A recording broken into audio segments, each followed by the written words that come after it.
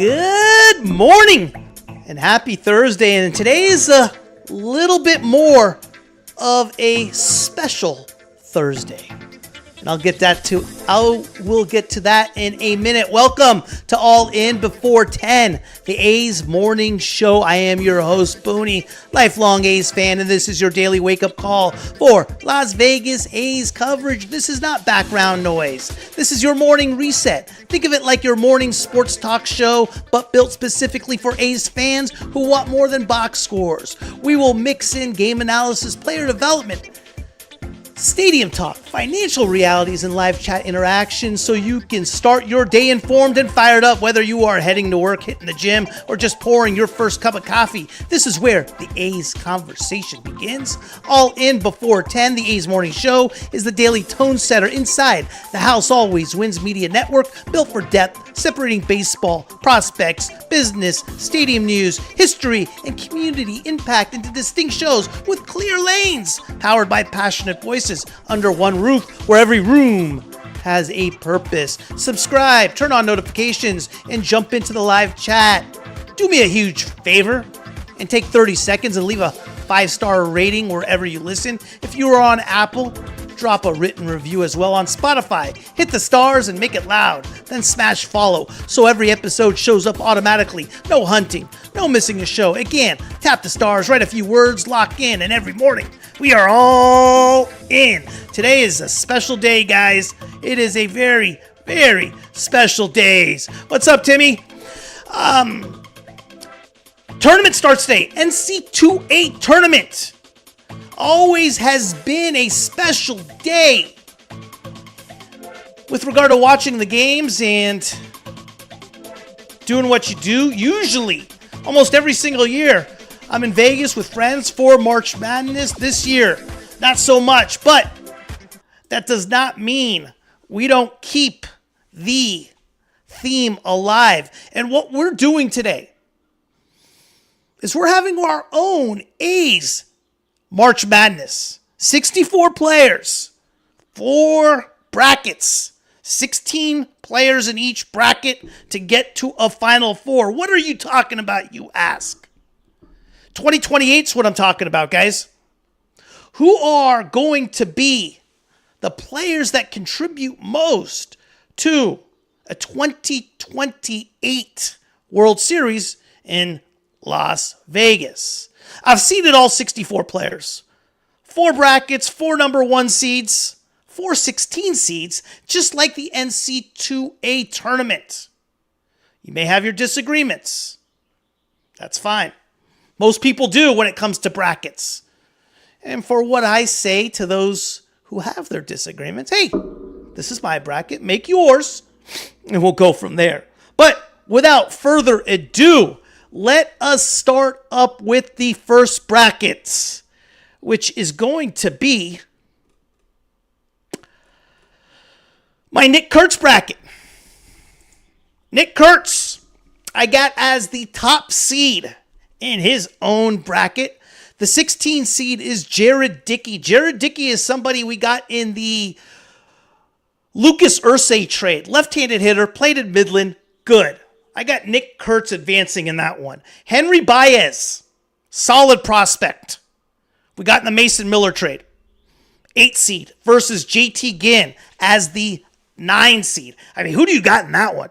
That's a tough call. Again, what is determining win or loss in this is who will contribute in 2028.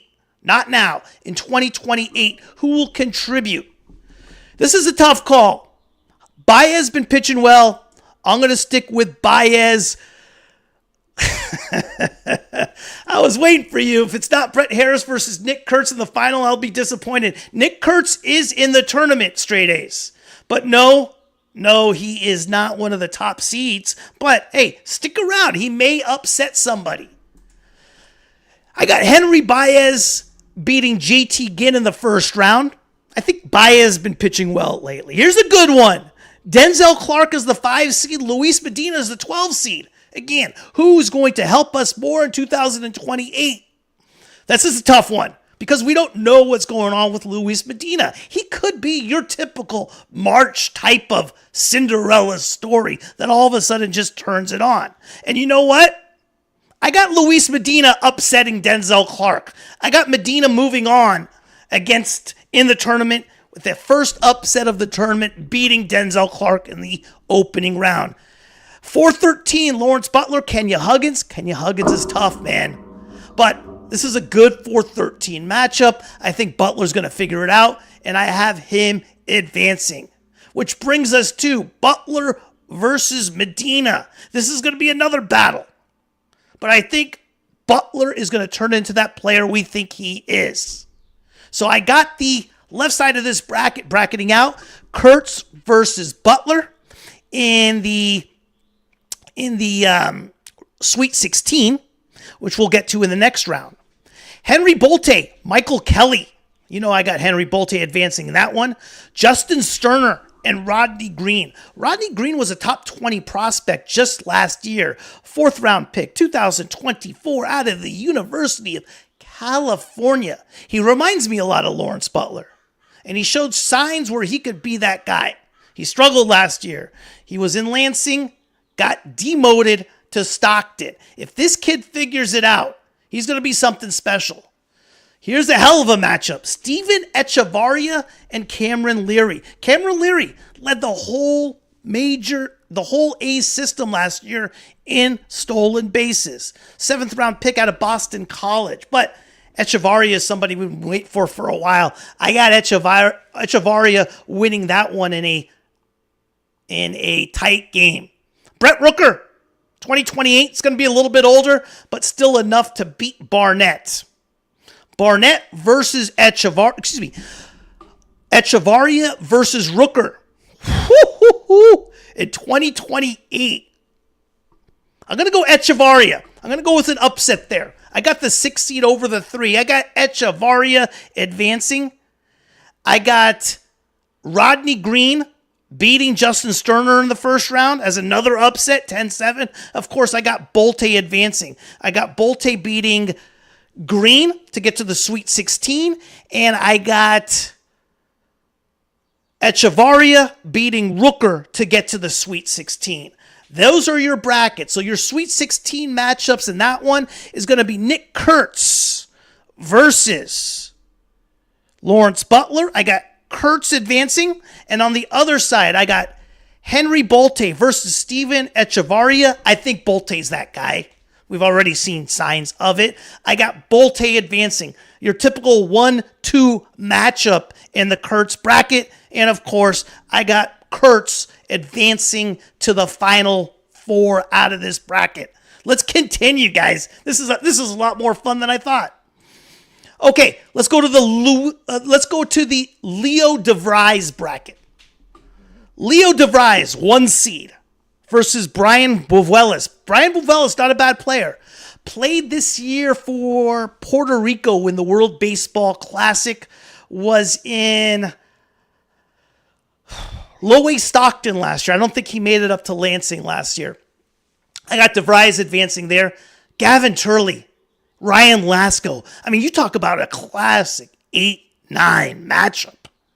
The kid from Oregon State, who I thought was an absolute steal against Ryan Lasko out of Rutgers, 2023, I believe, or 2024, 3rd round pick out of Rutgers. That's a battle.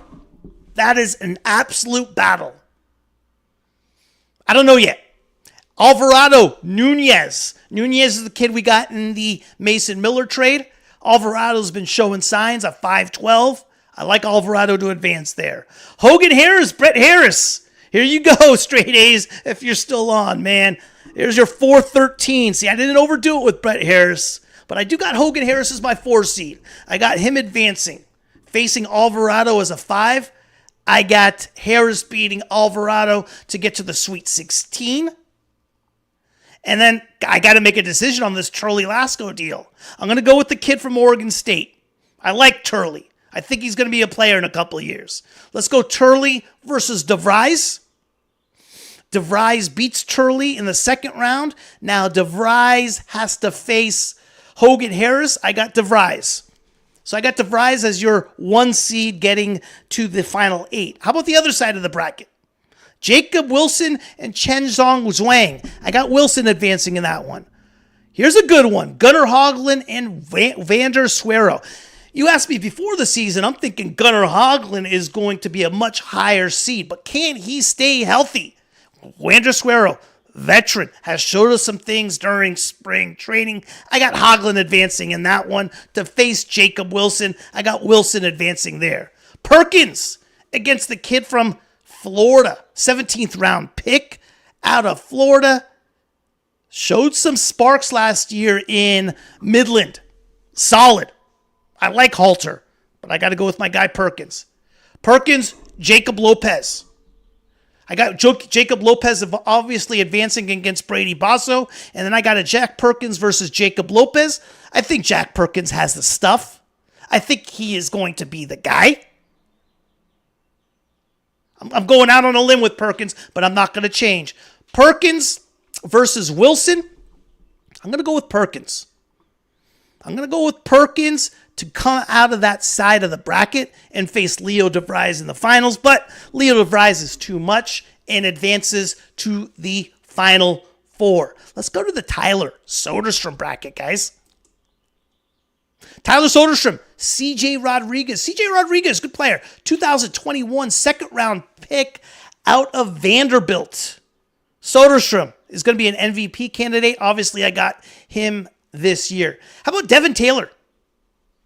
Second round pick out of Indiana in 2025 versus Geloff. Everyone's been talking about Geloff. Can Geloff come back? We'll see. But when we're talking about 2028,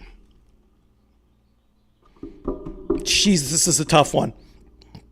I'm going to go with Geloff to upset Taylor in that 8-9. Joshua Kuroda Grauer, I've been high on. Griffin Kern, 14th round pick out of West Virginia, left-handed flamethrower, was solid when he was up in Stockton last year, has showed signs. Good player, good prospect. I'm going to go with JKG to advance. How about Colby Thomas and Junior Perez? That's a hell of a 4-13. I got Colby Thomas to advance in that. I'm not quitting on Colby Thomas. I still think he could be that guy. And I got him to beat JKG in that final over there to face Soderstrom. I got Soderstrom to advance to the final 8. On the other side of the bracket, Jamie Arnold and Cade Morris. I got Jamie Arnold there. Wei-In Lin, Gustavo Rodriguez in 2 years. We haven't heard a lot of Gustavo Rodriguez as of late. Last year, arguably one of the best pitchers in the whole organization. Went up 3 levels. He went to Lansing, he went to Midland, and he went to Vegas. And he was dominant in all 3 levels. Wei-In Lin, we know about him, 19-year-old. For right now, I got to go Wei-In Lin, but keep your eyes on Gustavo Rodriguez. How about Cortez and Elliott? A little South Carolina versus Michigan right there. I'm going to go Cortez to advance there. Luis Morales and Joey Estes.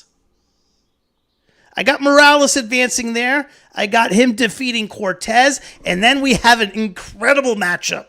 Luis Morales and Jamie Arnold. Oh my God. Wow.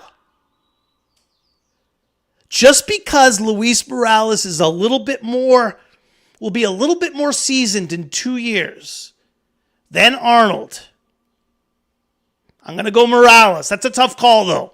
That's a tough call. You can flip a coin on that one. But I got Soderstrom coming out of that bracket. So right now I got all top 3 seeds coming out so far in the final 4. I got Soderstrom, Kurtz, and Leo DeVries.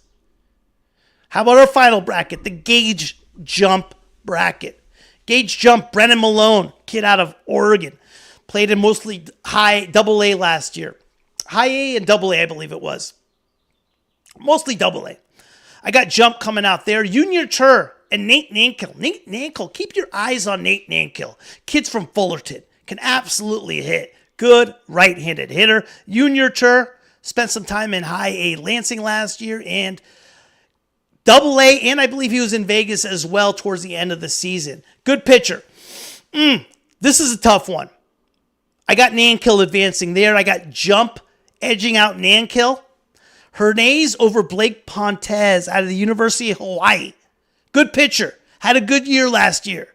It's not going to crush you off the with the radar gun, but has good stuff, gets guys out, no matter where he pitched last year, whether it was in Stockton, whether it was in Lansing, whether it was in fall ball in Arizona. He was good. But, that's a tough one. I'm going to go Hernandez. Tommy White, Bobby Bozer. You talk about a classic SEC matchup, University of Florida and Tommy White. I felt like Bozer was a steal in the draft. But I feel like Tommy White, if he can figure out how to hit, that's what he's known for. If he can figure out third base, if he can figure out a position and a play every day, Tommy White's going to be dangerous, man. Real dangerous. On the other side of the bracket, I got Langoliers and Shotaro Mori. Hopefully Langolier's still with us in 2028. Braden Nett and Zane Taylor. Braden Nett came along in the Mason Miller trade. Zane Taylor, 5th round pick out of UNC Wilmington. I love Zane Taylor a lot. I'm going to go Zane Taylor in that one.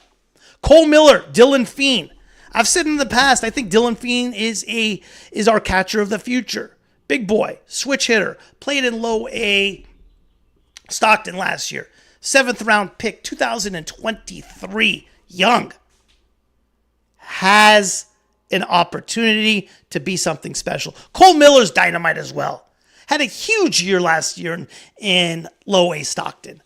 That's a hell of a matchup, but I'm going to go Dylan Feen. Max Muncy, Tyler Ferguson. Yeah, I don't know if Tyler's going to be around in a couple of years, but it's a good thought. Straight A's. Perkins versus Lopez is a tough one. Don't know which way I'd go there. Yeah, no, I'm with you. I went Perkins in that matchup. That's a tough one, though. So we got in the next round, Shea Langoliers and Zane Taylor. Now remember, guys, we're 2028, 2 years from now. This is not as much of a no-brainer as you would think. I'm high on Zane Taylor now. Can you imagine how high I'll be on Zane Taylor in a couple of years? But Shea is Shea, and he still has something left in him. In 2028, I think he's still going to be something special if he's still with the A's. Cole Miller, Dylan Feen, Max Muncy. I think Muncy's going to be a player. I got Muncy advancing, and we got here's where it gets hard, guys. We got a Max Muncy, Shea Langoliers. Wow. 2 years more on Shea Langolier's body as a catcher. Max Muncy, I think, is going to be hitting his prime. Not as simple as it seems. I'm going to go with Max Muncy. How about the other side? How about the all LSU matchup? Tommy White and Gage Jump, the 1-4. Another matchup. Not that easy, guys. Jump and White. What kind of player will they be in 2028? That's hard, man. That is hard. I got to go Gage Jump. There's a little bit more certainty there. And in the finals, Gage Jump, Max Muncy. Oh, man. Jeez. You know what? Just because I don't want all 4 number 1 seeds in the Final Four, I'm going to go with Max Muncy to upset Gage Jump in order to get to the Final Four.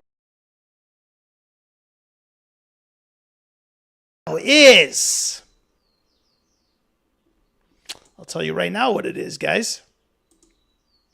You got Nick Kurtz versus Leo DeVries, and you have Max Muncy versus Tyler Soderstrom. Wow. First Final Four matchup. Let's go Soderstrom and Muncy.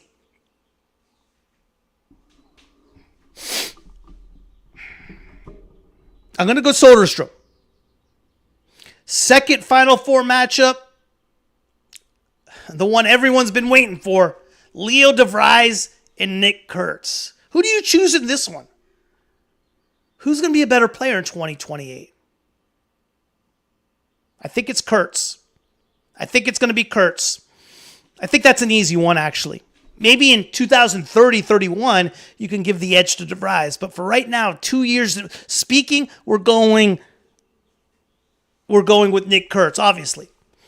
How about the finals? Tyler Soderstrom and Nick Kurtz in the finals. You know what, guys? I don't think this is easy. What kind of player? Who's going to be a better player in 2028? Defensively, I think Soderstrom's going to be a lot better. Power-wise, yeah, obviously it's Kurtz. I'm going to go Tyler Soderstrom. May come to a surprise to a lot of you, but I don't think that many as well. I think probably 60% of the people out there would choose Kurtz over Soderstrom to be the player they think they will be in 2028. I think Tyler Soderstrom has the potential of being a triple crown type winner. I think he can hit with power.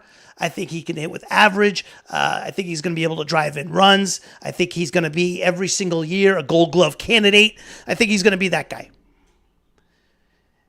I think he's going to have the type of year that's going to mirror the type of year Christian Yelich had a few years back when he was going for the Triple Crown. Something like 41, 42 homers, 130-something RBIs, and hit 315, 320. I think Tyler Soderstrom has that type of ceiling and that type of potential to do those type of numbers. So it's a tough call. I mean, if anybody wants Kurtz or Soderstrom, I don't think there's any big argument on that. But that's who I basically have for my 64 teams and getting all the way to the Final Four. I was on the show All on Green last night. We kind of went through the possible opening day roster. Rob had some interesting calls, who he liked. I'm going to put up my image of what I like. Soderstrom in left, Denzel in center, Cortez in right, Muncy, Jacob, McNeil, Kurtz, Rooker, Wins in Langoliers, Hernandez, Ibanez, and Colby coming off the bench. Now, here's what's throwing a wrench into everything.